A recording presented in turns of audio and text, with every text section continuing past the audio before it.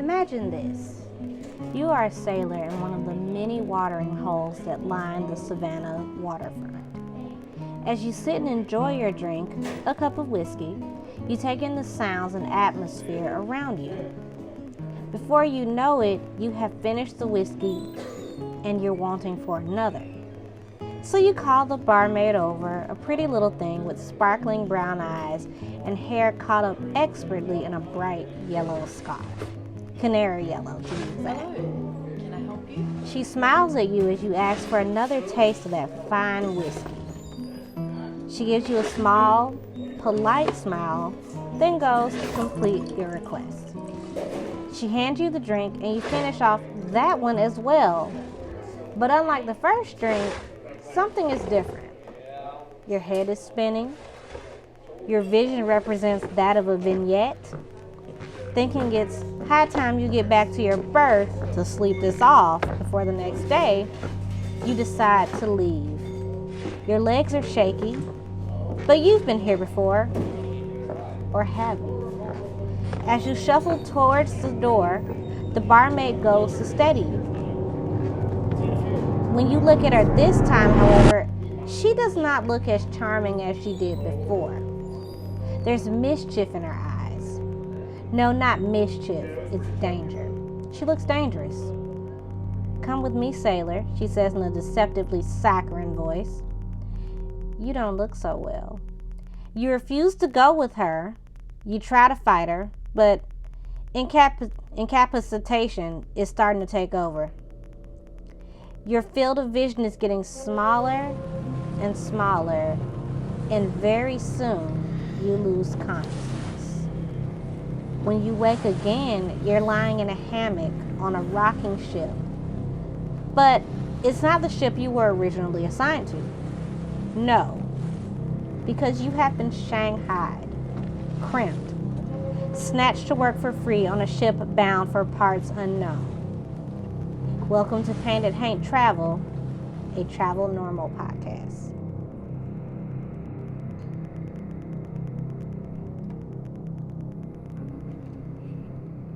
Hello, I'm your host, Adri Hayes, and tonight we are talking about something that lives rent-free in my brain, which is Shang-Haiing.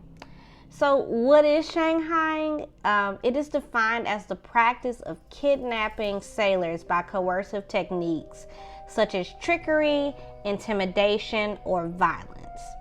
The people who did the Shang-Haiing were known as crimps. So there's a lot of this whole industry, if you will, has an entire slang or its own dialect. I don't know what to call it, but the people, like I said, the people that did the Shang-Haiing, the kidnapping, were known as crimps.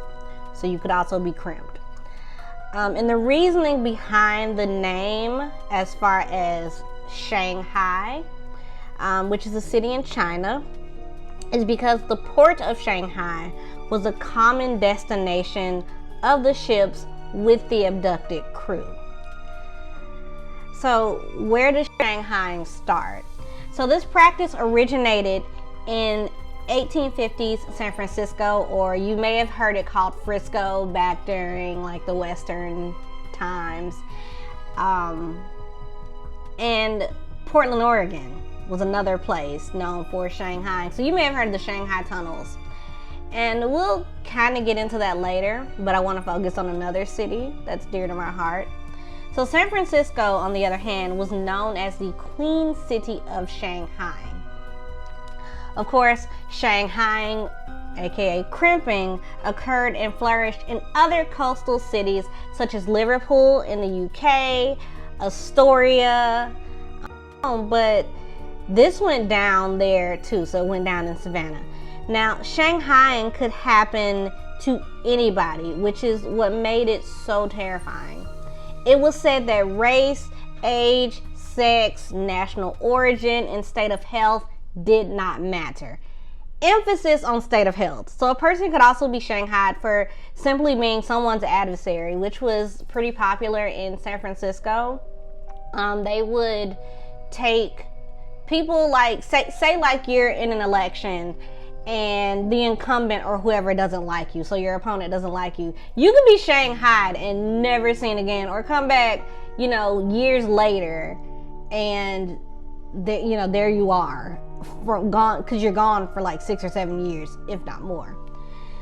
So, like I said, all this did not matter, so the sex, the age, and the origin, because crimps were paid per head. So they could essentially snatch anybody. They would even go so far as to pass off dead bodies for potential crewmen.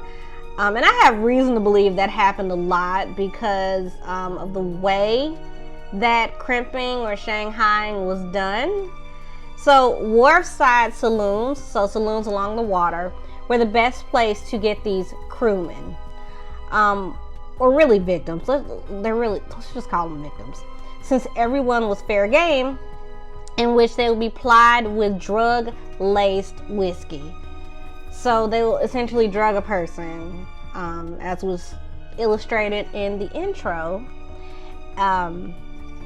and that person could die because of what the whiskey was laced with. Now, in Shanghai Kelly, who was in Shanghai Kelly's sense, who was a San Francisco Shanghaier, he would lace cigars with opium. So you can imagine how many people dropped on his watch. So once a victim was drugged, they would then be dropped through a trap door, which would lead to a tunnel leading to the nearest waterfront. So whether that be a river or an ocean, they would be taken there.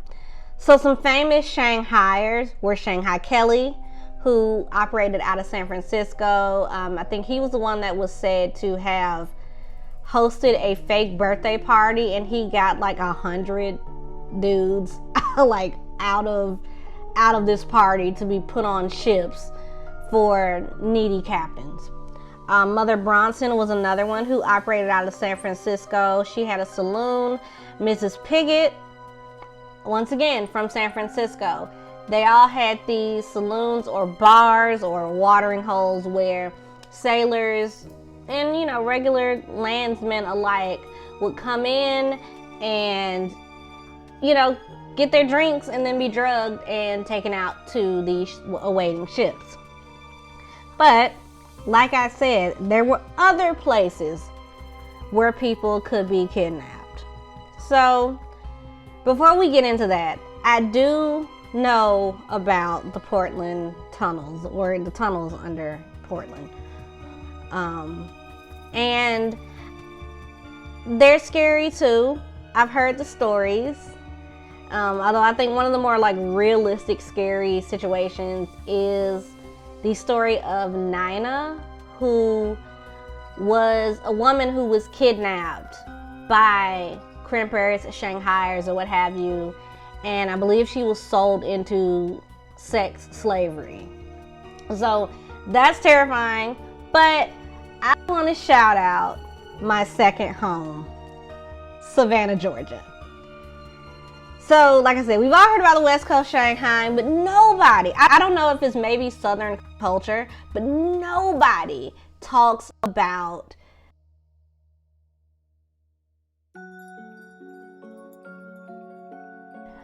the fact that this was happening in the South or on the East Coast as well, as much as they do about the West Coast. And maybe that's because we've still got that, like, the West is wild and whatever, the frontier. But like I said, we're going to talk about Savannah. So, yeah, Savannah had its own Shanghai scene. I say it like it's like they're hipsters or something. So it's crazy to me, like I said, because it's a coastal city that no one talks about. So much like Portland, Oregon, Savannah has tunnels till this day running beneath it. And some of these tunnels run beneath a well-worn watering hole called the Pirate's House. So the Pirate's House was originally the site of an experimental garden started in 1753 for the purpose of seeing basically what could grow in the colony of Georgia. And basically also what flourished here.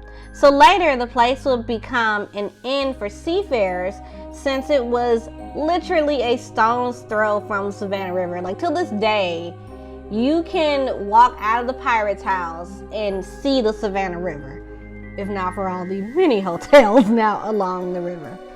So sailors were said to go there for a drink, only to be drugged and taken down to the basement through a tunnel and dragged onto an awaiting ship. Now, remember, earlier I said this is a travel normal podcast. So let's talk about the ghosts that reside at the pirate's house. And yeah, shout out to my people out west. Yes, Portland, Oregon has its ghosts too. The Nina story freaks me out. I don't like to hear whistling, in which I don't know, or rather can't see who's whistling. But back to the pirate's house. So the spirits of these crimped victims are said to still be around. And I can attest to that. The pirate's house has an energy about it. It always has. Ever since we've gone there. It just emits this energy. Now, on my part, it's kind of comforting, but on the other part, there's still like this little creep factor. Like, it's like, don't go around there alone type feel. But luckily, I have not witnessed what people have said pops off there. So people report hearing moaning and wailing coming from the tunnels.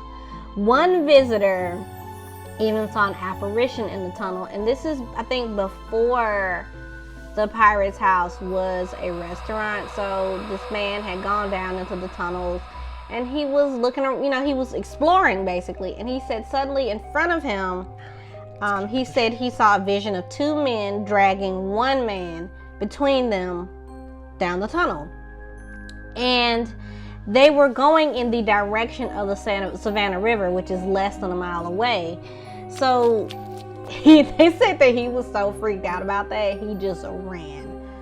And other ghosts that are there are, of course, seafaring men, which I might do a podcast on that, but I don't know yet. So there have also been reports of glasses in the bar flying off the shelves, as though someone is pissed. And that would make sense, given that some of these victims were more than likely, killed in the drugging attempt.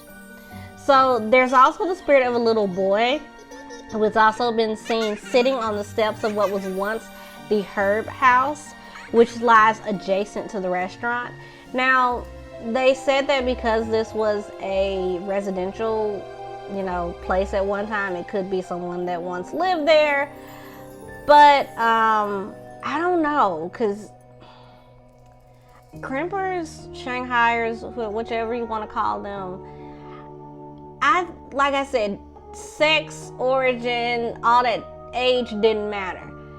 So maybe he was somebody, a cabin boy or a child that was snatched and, taken out to sea, and he may have died in the process. But yeah, I mean, and to be honest, that might be a bit of a stretch, but I don't know. These cities down here have so many secrets. Like, who knows,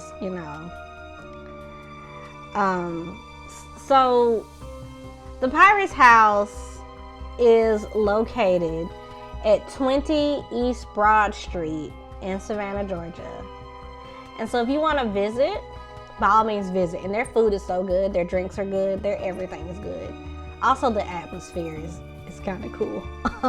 A little trivia note: Billy Bones, who had Flint's treasure map, mentions that he had this given to him at Savannah, and a lot of people, let me see if I can pull up the quote, because it blew my mind. Like, it melted my face. Let me do a little search for y'all. It's been said that this occurred at the Pirate's House, since by that point it was a stopover for sailors, and pirates are sailors, thieves, but sailors. So yeah, that's a little trivia.